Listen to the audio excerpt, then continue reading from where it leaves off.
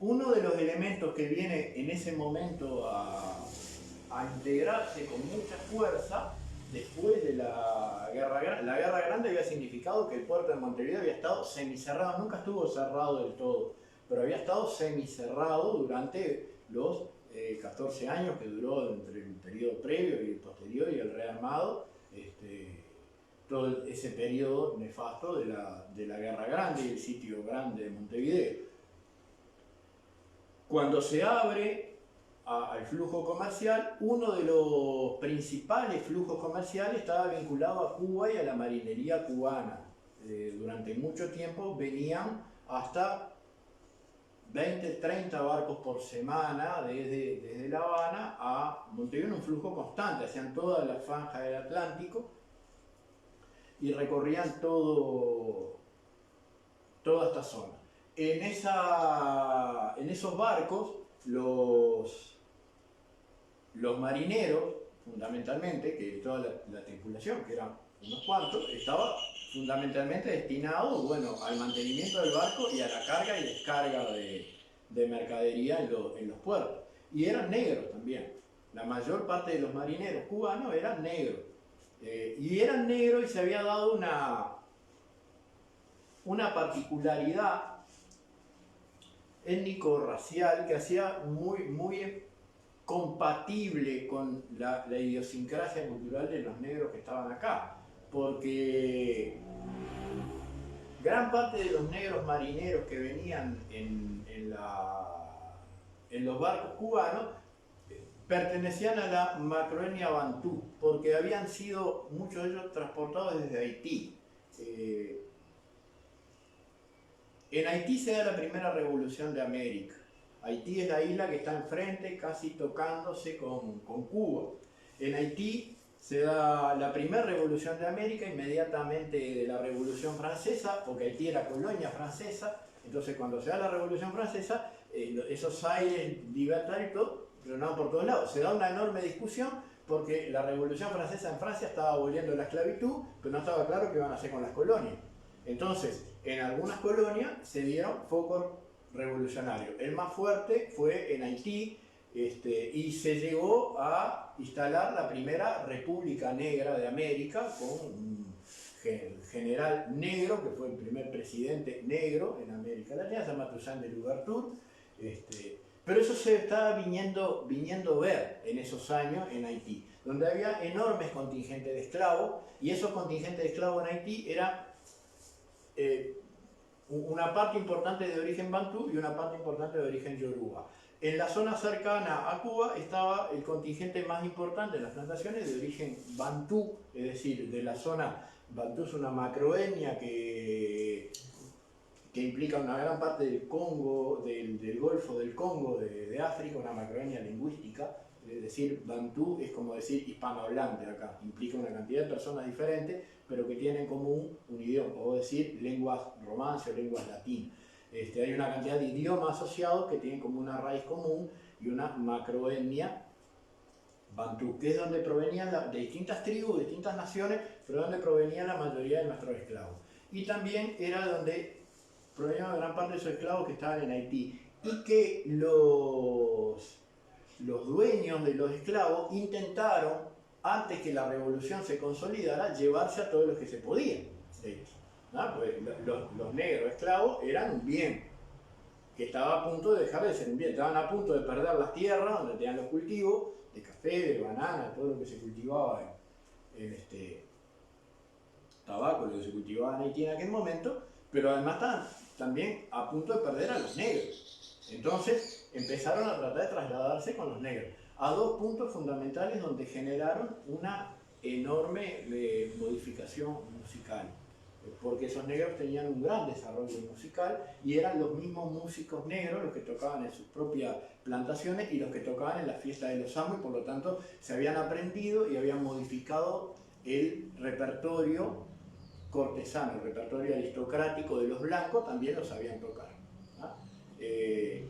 Esos negros se van a trasladar a dos puntos fundamentales. Uno, a Cuba.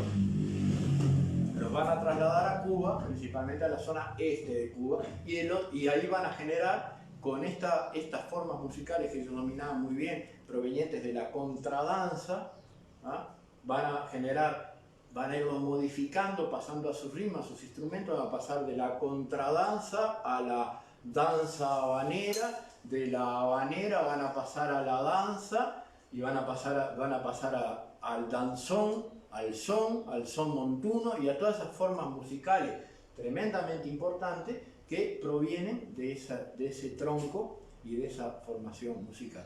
Y el otro contingente importante se lo van a llevar a la otra puntita que sobresale de Estados Unidos, que es Nueva Orleans.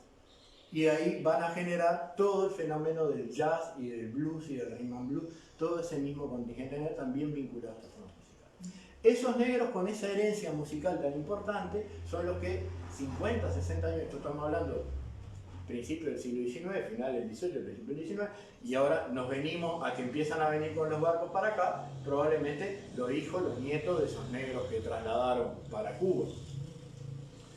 Ya con un desarrollo musical muy importante, y empiezan a hibridar con la forma musical más importante de mediados del siglo XIX y hasta finales del siglo XIX en América y en la Europa, principalmente en la Europa hispánica, que es la habanera. La habanera va a cambiar la música de todo el litoral atlántico, generando modificaciones en Brasil, a lo largo de todo Brasil, en el choro, en el forró, en la vaneira, el vaneirao y una cantidad de ritmos folclóricos brasileños que están vinculados con esa etapa y con esa danza habanera. En Montevideo se van a encontrar con la población negra local que tiene una raíz étnico-cultural común, porque también en Cuba siguió y en Brasil siguió. ¿Ah? Acá estaba abolida, pero allá seguía. Se trabajaba muchísimas horas.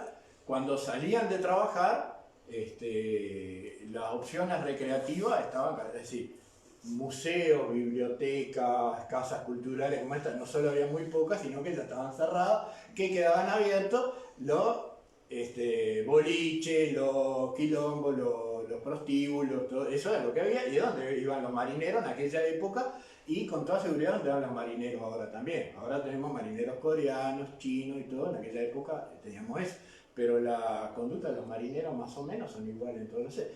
En esos lugares de entretenimiento, diversión nocturna, se encontraban con la población negra local y compartían. Unos tocarían una cosa, otros tocaban otra, mancopa, y las cosas empezaron a cruzar.